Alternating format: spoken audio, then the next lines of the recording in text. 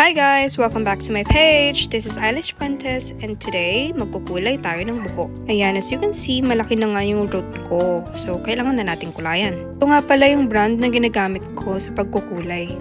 Liesy? Correct me if I'm wrong. Liesy Milk Tea Brown. Napakaganda nga pala nitong pangkulay na ito dahil bula lang siya. Tapos, may evenly spread nyo na siya sa buhok nyo. Tapos walang patsi-patsi na kulay.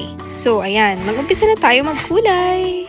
Hatiin muna natin yung buhok natin sa dalawa. Nga pala, don't shake. At uunahin muna natin ang root. Ayan, ganyan lang siya i-apply kasi bula lang siya. Ayan, ganyan lang siya paulit-ulit.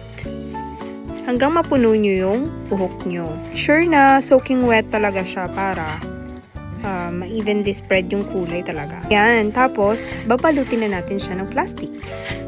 Siyempre, isasama din natin ang ating kilay. This will take 30 minutes. And I'm back!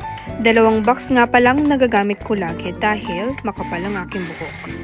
At this is the second box na tira kanina. Just make sure that it's very soaked. Ayan, make sure nyo lang talaga na lahat ay basa. Nangaabala nga pala si asawa.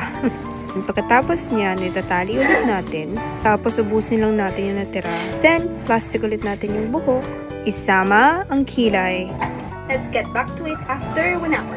And ayun na nga, 1 hour na. Time to wash! So, itong conditioner lang yung gagamitin nyo pang banlaw.